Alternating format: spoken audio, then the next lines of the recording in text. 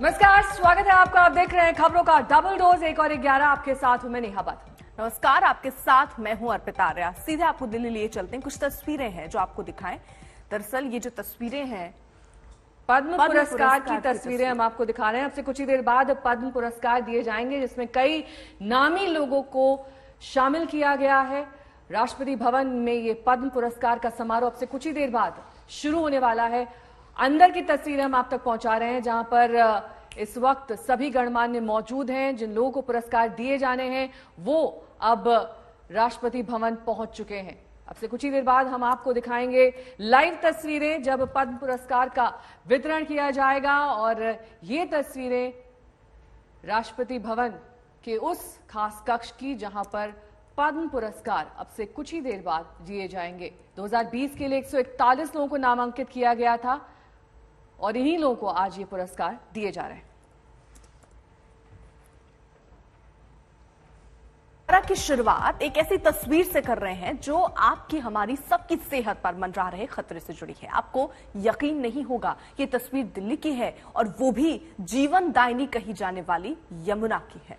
ये यमुना का जहरीला प्रदूषण स्तर है। सफेद बर्फ जैसी चादर जो आपको दिखाई दे रही है, ये असल में जहरीला प्रदूषण है जो यमुना के ऊपरी स्तर पर दिखाई दे रहा है।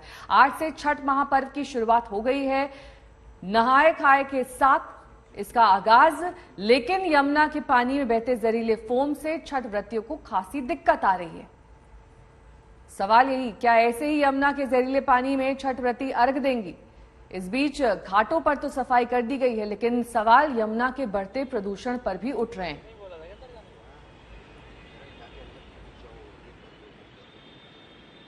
देश की राजधानी दिल्ली की हवा के साथ साथ पानी भी जो है वो पूरी तरीके से जहरीला हो चुका है। इस वक्त हम मौजूद हैं यमुना नदी के अंदर। तस्वीरें आपको दिखाना चाहेंगे कि दूर दूर तक यमुना नदी के अंदर जो प्रदूषण का स्तर है वो पूरी तरह से बढ़ चुका है। सफेद रंग की चादर जो है आपको प्रदूषण की चारों तरफ से नजर आएगी। AQI लेवल जो हवा की गुणवत्ता है वो गंभीर श्रेणी में है और यमुना जिसका पानी दिल्ली वाले पीते हैं वो यमुना पूरी तरीके से इस वक्त जो है वो मैली हो चुकी है। तस्वीरें दिखाना चाहूंगा। ये जो सफेद रंग के झाग आप देख रहे हैं, दरअसल ये जो झाग है ये यमुना को पोल्यूटेड कर चुके हैं। और इसके साथ साथ आपको एक रियलिटी चेक दिखाएंगे कि पानी जो यमुना का है जो कि इस वक्त पूरी तरीके से प्रदूषित हो चुका है, वो उसका आप लेवल देखेंगे कि किस तरीके से ये पानी पूरी तरीके से इस वक्त यमुना के अंदर जो है वो जहरीला हो चुका है। ये पानी का लेवल है दिल्ली के अंदर यमुना नदी का, जो पूरी तरीके से इस वक्त अगर कहा जाए तो प्रदूषित हो चुका है। और इसी प्रदूषित पानी के अंदर तमाम जो छठ पर्व की शुरुआत है आज से हो रही है, उसमें तमाम जो महिलाएं हैं वो अपनी पूजा पाठ जो है वो करती हुई फिलहाल जो है वो नजर आ रही हैं। आप देख सकते हैं कि ये तमाम महिलाएं हैं जो सुबह के वक्त यहाँ पर पहुंची थी यमुना घाट पर छठ पर्व की शुरुआत को लेकर के। और नहाए खाए से आज इस पर्व की जो है वो शुरुआत होती है। लेकिन जिस तरीके से यमुना की स्थिति आप देखेंगे, दूर दूर तक यमुना का जो पानी है वो पूरी तरह से प्रदूषित इस वक्त जो है वो नजर आ रहा है। कैमरा पर्सन दीपक बिस के साथ सुशांत मेहरा, दिल्ली आज तक। आज से छठ पर्व की शुरुआत है। यमुना का जो प्रदूषण का स्तर लेवल जो है वो काफी ज्यादा बढ़ चुका है और ऐसे में आप पूजा पाठ कर रहे हैं। हाँ जी। तो हमारे लिए कुछ नहीं है सर, हमारे लिए पवित्र है। कोई प्रदूषण नहीं है हमारे लिए, ना कोई बीमारी है ना कुछ है हमारे लिए पवित्र है। ये हमारे जो बीमारी अंदर होता है ना वो भी ये दूर करते हैं, इसके लिए हम लोग इनको पवित्र मानते हैं। लगता नहीं कि पानी ये साफ होना चाहिए? नहीं, बिल्कुल साफ है, साफ होना चाहिए, लेकिन सरकार कोई उपाय नहीं करे तो हम लोग क्या कर सकते हैं सर? इसी में तो सब कुछ करना पड़ेगा हमें। इसी से प्रसाद उठार सब कुछ गंगा जल वो सब कुछ छीटेंगे, उसको बाद वो खाना बनाएंगे, उसको बाद ग्रहण करेंगे, उसको बाद सब कुछ करेंगे। इसके प्रसाद उरसाद सब इसी से आज से शुरुआत है हमारे छठ पूजा। पाबंदी भी लगाई गई है कि यमुना घाट पर इस तरीके से पूजा ना की जाए, लेकिन हमारे सबके मजबूरी है, वो पाबंदी करे चाहे न करे, हमारे सबके जल लेना है, जल लेकर के वहाँ हम करेंगे। बात बिहार की करेंगे, जहां पर शराबबंदी है, लेकिन अलग अलग जिलों में जहरीली शराब से 40 से ज्यादा मौत के मामले में सुशासन के दावों की पोल खोल कर रखती है। और आज तक की टीम उन दावों की पड़ताल करने गोपालगंज के उन इलाकों में पहुंची जहां 13 लोगों ने जहरीली शराब पीकर जान गंवा दी। देखिए स्पेशल रिपोर्ट।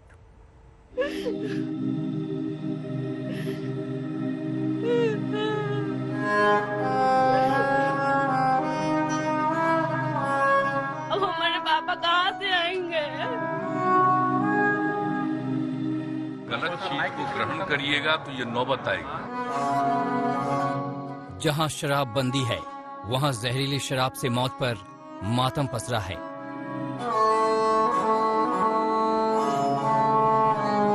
सुशासन में सख्ती का दावा है, लेकिन पुलिसिया दावों की अब पोल खुल रही है। और मुखिया सब है, सरपंच है, पुलिस है, कोई कुछ करने वाला नहीं है। अब हमारे पापा कहाँ से आएंगे? ये उस बिहार का सच है जहां शराबबंदी है। पुलिस की लापरवाही सामने आने पर सख्त कानून है, लेकिन यहाँ पिक्चर ही अलग है। कहाँ का कानून, कैसा कानून? जिन लोगों ने अपनों को खोया वो सवाल पूछ रहे हैं।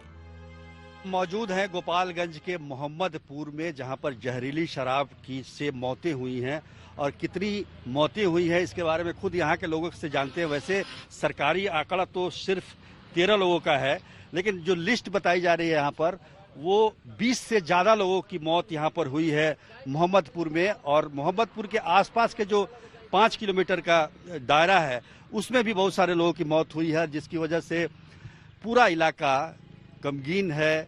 यहाँ दिवाली भी नहीं मनाई गई और छठ का जो महापर्व है वो भी यहाँ के लोग नहीं मना पा रहे हैं। बिहार में अब तक 40 से ज्यादा लोगों की जान जा चुकी है। जहरीली शराब ने कहर बरपाया है, लेकिन सरकार की दलील भी सुन लीजिए। बार बार कह देते हैं कि अगर गलत चीज को ग्रहण करिएगा तो ये नौबत आएगी। सही कहा मुख्यमंत्री जी, गलत चीज ग्रहण किया उन 40 से ज्यादा लोगों ने। नहीं करना चाहिए था ऐसा, लेकिन परिजनों का सवाल सीधे सीधे सरकार से है। आखिर शराबबंदी के बीच कैसे बिक रही थी ये शराब? क्यों पुलिस चलने दे रही थी ये अवैध कारोबार? पापा दारू मत पीजिए, फिर पी लेते थे छुप कर जाकर। अगर मान लीजिए दारू नहीं मिलता तो नहीं पीते? नहीं, अगर नहीं मिलता था तो नहीं पीते थे। मतलब जब मिलेगा ही नहीं तो पियेंगे कैसे? मिल रहा था तभी तो खरीद कर पी रहे थे। और मुखिया सब है, सरपंच है, पुलिस है, कोई कुछ करने वाला नहीं है। अब हमारे पापा कहाँ से आएंगे? उन सबका तो नौकरी मिल जाएगा। गोपालगंज के बलरा गांव की इस बेटी ने अपना पिता राजकुमार मिश्रा को खोया है। अब इनकी आंखों में आंसुओं का सैलाब है और जुबान पर गुस्सा और शिकायतों का अंबार। जब नहीं मिलता तो पीते ही नहीं, मिल रहा है तभी तो कोई भी है जो खरीद कर पी रहा है लो। और मतलब मानते हैं जब पी कर आता है लो तो सरपंच है, मुखिया है, पुलिस है, उन सबको नहीं दिखाई पड़ता है। नशा वाला आदमी को पहचान में नहीं आता है। पहले काहे नहीं गार्डन किया लो, अभी गार्डन कर रहा है लो, अब गार्डन करके क्या करेगा लो? राजकुमार मिश्रा परिवार के मुखिया थे और इकलौता कमाने वाले। उन पर एक बेटा, 2 बेटियों, पत्नी और बुजुर्ग माँ बाप की जिम्मेदारी थी, लेकिन जहरीली शराब ने सब कुछ खत्म कर दिया। बताइए चमटोली के लोग तो दारू पिया के मार डाल लो, हम कैसे जिए? 3 दिन में बच्चा हमरा लगे, अब हमरा में कमा के खिया वाला के बा कोई नहीं के। 2 लड़की की शादी करे के बाद बाबू बड़े पढ़ावे लिखावे के बाद सब कहाँ से के करी? इतना लंबा चौड़ा जिंदगी हमारे में कैसे परोसती हुई? अब तो कोई करे वाला बाना। शराबबंदी के को लोग ना फायदा ना भइल, मतलब ना कोनो फायदा ना भइल। परिजनों का दावा है कि बगल वाले गांव में ही शराब की बिक्री चल रही थी। जब मौत हुई तो सो रही पुलिस एकाएक जाग गई। छापेमारी शुरू हुई, धरपकड़ तेज कर दिया गया। मोहम्मदपुर में जो जहरीली शराब कांड हुई है उसके बारे में बताया जा रहा है कि जिसने भी शराब पी है वो इस इलाके के हरिजन टोली से पी है। और ये घर जो है आप देख रहे हैं, इस घर को पुलिस ने सील किया है। यहाँ पर आप देखिए, इस घर से शराब मिली थी और बताया जा रहा है कि यहीं से लोग शराब खरीद के पिए थे। लेकिन विडंबना देखिए, इस घर में 2 भाई रहते हैं। एक भाई शराब बेचता था और दूसरा भाई उसी शराब को पी गया, उसकी मौत भी हो गई। यानी कि जो सुनील राम है वो शराब बेचने का काम करता था, पुलिस उसे पकड़ के ले गई है। वो शराब नहीं पिया, लेकिन उसके अपने भाई मुकेश राम ने शराब पी और उनकी मौत हो गई। आखिर इन आंसुओं का जिम्मेदार कौन है? सुनील तिवारी के साथ सुजीत झा, गोपालगंज आज तक। वहीं प्रशासन के दावों के मुताबिक अकेले गोपालगंज में जहरीली शराब पीने से 13 लोग की जान गई, जबकि ग्रामीण 20 से ज्यादा का दावा कर रहे हैं। और लोगों में प्रशासन के रवैये को लेकर गुस्सा है। वो कह रहे हैं कि शिकायतों के बाद भी पुलिस कुछ नहीं करती थी। अब छापेमारी और एक्शन जारी है।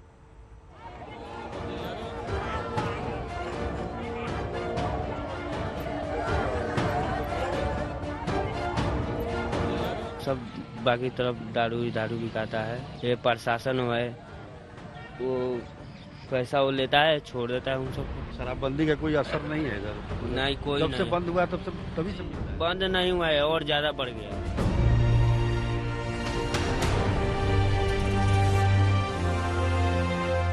बिहार सरकार सुन ले, सुशासन में क्या क्या हो रहा है। जहरीले जाम का काला धंधा फल फूल रहा है, तो इसके पीछे का असली जिम्मेदार कौन है? महमूदपुर में जान गंवाने वाले राजकुमार मिश्रा के परिजनों से सच्चाई सुन ले सरकार। कैसे कैसे क्या हुआ? क्या वो हरजन टोला है, वहाँ पर दारू की माने 100 घर में 10 ही घर छोड़ के सब बाकी तरफ दारू बिकाता है। ये प्रशासन है वो पैसा वो लेता है, छोड़ देता है उन सबको। यही सब है। पिताजी को मना नहीं करते थे? माना करते थे, अब कितना माना करे। इधर उधर जाते थे, गाड़ी को चला के आते तो उधर ही से चल जाते थे। महमूदपुर में जहरीली शराब से ज्यादातर मौतें हुई हैं। सिद्धवालिया के रहने वाले चुन्नू पांडे भी उनमें से एक थे। परिजन गमजदा हैं, कह रहे हैं कि सरकार वक्त रहते शराबबंदी को सख्ती से लागू करती तो आज ये दिन न देखना पड़ता। मैं FIR वही दर्ज करवाया था कि चलिए, मैं जाकर खुद प्रशासन को बुला के लाया था यहाँ पे, और मैं फिर थाने में गया था। उनसे बोला था मैं कि आप पता कीजिए, मारी काटे कुछ भी कीजिए, पर पता कीजिए, इनसे पूछिए कहाँ से मिलता है शराब और उनको चल के पकड़िए। पर उन्होंने मुझे डांटा और मारने का धमकी, जेल में डालने का धमकी दे के, गाली वाली दे के मुझे भगा दिए। जिन पुलिस वालों पर कार्रवाई करने की जिम्मेदारी थी वो रौब दिखाते रहे, एक्शन की बजाय आनाकानी करते रहे। नतीजा हुआ कि शराब माफियाओं की मनमर्जी चली। शराब बंदी के बाद भी चोरी छिपे, लेकिन बड़े पैमाने पर शराब की बिक्री होती रही और नतीजा मौत के रूप में सामने आया। आज पूरा बिहार महापर्व छठ की तैयारियों में जुटा है, लेकिन गोपालगंज का ये इलाका गमगीन है। घर द्वार सब सूना है। जहां खुशियां थीं वहां मातम है। लोग अब प्रशासन को जिम्मेदार ठहरा रहे हैं। इसके लिए जिम्मेदार मतलब जो बिक्री कर रहा है या जो जागरूकता हम लोग नहीं फैला रहे हैं, इसकी कमी है। प्रशासन की भी इसमें कहीं न कहीं जवाबदेही है, लेकिन एक्साइज विभाग वाले जो हैं, जो जिला में बैठे हुए हैं, वो लोग कहीं आकर के भी नहीं छापते हैं। अकेले थाना के लोग पकड़ते हैं, भेजते हैं, जाते जाते तुरंत जमानत होता है, तुरंत आते हैं। जितना खर्च लगता है और जोर शोर से बेचते हैं कि जल्द से जल्द उसको पूरा करके और हम ज्यादा कमा लें। हालांकि जिला प्रशासन दावा कर रहा है कि जब भी शिकायतें मिली हमेशा कार्रवाई हुई। हम लोगों ने कई बार रेड करवाया है। निश्चित रूप से कि जो ये घटना है दुखद घटना है, ऐसा जो वर्तमान परिदृश्य है वो ठीक नहीं है, लेकिन लोगों का जो आरोप है उसके आलोक में हम लोगों ने चौकीदार को भी सस्पेंड किया है, थाना प्रभारी को भी सस्पेंड किया है और लोगों पे भी हम लोग नजर रखे हुए हैं। और जिस तरीके से सूचना मिलती जा रही है, हम लोग तथ्य को पुख्ता करते जा रहे हैं, हम लोग कार्रवाई करते चलेंगे। लेकिन एक जिले में 13 मौतें हो जाना साफ साफ लापरवाही का इशारा करता है। अब 3 लोगों की गिरफ्तारी कर पुलिस एक्शन का दावा कर रही है। उसमें 3 लोगों की अभी तक गिरफ्तारी की गई है और 30 जो सस्पेक्टेड पाउच है 200 ml का, उसकी रिकवरी की गई है। और साथ ही साथ जो हम लोग पूरा जो ये सस्पेक्टेड सप्लाई चेन है स्पिरिट से और उसको डाइल्यूट करके जो शराब बनाते हैं, उसके पूरे सप्लाई चेन की जितनी कड़ियां हैं उन सभी कड़ियों पर हम लोग काम कर रहे हैं। उन सभी कड़ियों को जोड़ने का भी काम कर रहे हैं। 2016 में बिहार में शराबबंदी लागू होने के ठीक बाद भी गोपालगंज में 19 लोगों की मौत हुई थी। फिर भी प्रशासन अपने चिर परिचित अंदाज में मौन रहा। कार्रवाई की गई होती तो न जहरीली शराब बिकती न मौतें होती। जहरीली शराब कांड ने शराबबंदी की पोल तो खोल ही दी है, साथ में यह भी बता दिया है कि किस कदर इस पूरे नेक्सस में पुलिस प्रशासन का हाथ है। क्योंकि मोहम्मदपुर में जो घटना हुई और घटना के तुरंत बाद पुलिस ने जिस तरीके से शराब बेचने वालों को गिरफ्तार किया, उससे तो यही पता चलता है कि पुलिस को पहले से ही पता था कि कौन शराब बेच रहा है। स्थानीय लोगों का भी यही कहना है। कैमरामैन नदीम आलम के साथ सुजीत कुमार झा, मोहम्मदपुर, गोपालगंज, आज तक। शराबबंदी के बीच जहरीली शराब से हुई मौत को लेकर विपक्ष नीतीश सरकार पर लगातार हमला बोल रहा है। वहीं जेडीयू की सहयोगी बीजेपी के नेता शराबबंदी के फैसले पर पुनर्विचार की मांग कर रहे हैं। हालांकि पार्टी नेता ही उसे खारिज भी कर रहे हैं। जब पियोगे गड़बड़ तो इसी तरह से न होगा। माननीय मुख्यमंत्री जी की टिप्पणी तो कतई रास नहीं है। तो इसी तरह से देखिए, कोई गड़बड़ तरह से आपको पिला देगा और चले जाइएगा। आपने लोगों को दिखाने के लिए, राजनीति के लिए शराब तो बंदी की। अगर गलत चीज को ग्रहण करिएगा तो ये नौबत आएगी। जहरीली शराब से हुई 40 मौत के बाद विपक्ष सुशासन पर सवाल उठा रहा है। पूछे जा रहे हैं कि पुलिस कहां थी? शराबबंदी के बीच कैसे माफिया मनमानी करने लगी? और ये जवाबदेही मुख्यमंत्री को कहीं न कहीं लेनी चाहिए और इसकी अगर जांच कराएगी तो प्रशासनिक स्तर पर भी इसकी फेल्योर सामने आएगा और सरकार जो तथाकथित शराबबंदी का नाटक पिछले कई महीनों से, कहिए कि वर्षों से कर रही है, इसका कलई भी खुल जाएगा। मौत के ताजा आंकड़ों ने पूरे बिहार को सन्न कर दिया है। मौत का सबसे नया केस समस्तीपुर का है, जहां पटोरी में 6 नवंबर को 4 लोगों की जान चली गई। सरकारी आंकड़ों के मुताबिक गोपालगंज में 2 नवंबर से अब तक 13 लोगों की मौत हो चुकी है। बेतिया में 3 नवंबर से अब तक 13 लोगों की मौत हुई है। मुजफ्फरपुर में 6 लोगों की जान चली गई है और सीवान के गुठनी में 24 अक्टूबर को 5 लोग जान गंवा चुके हैं। जहरीली शराब से मौत से हड़कंप मचा तो मुख्यमंत्री नीतीश कुमार ने फौरन बैठक बुलाई और सख्त एक्शन का फरमान जारी कर दिया।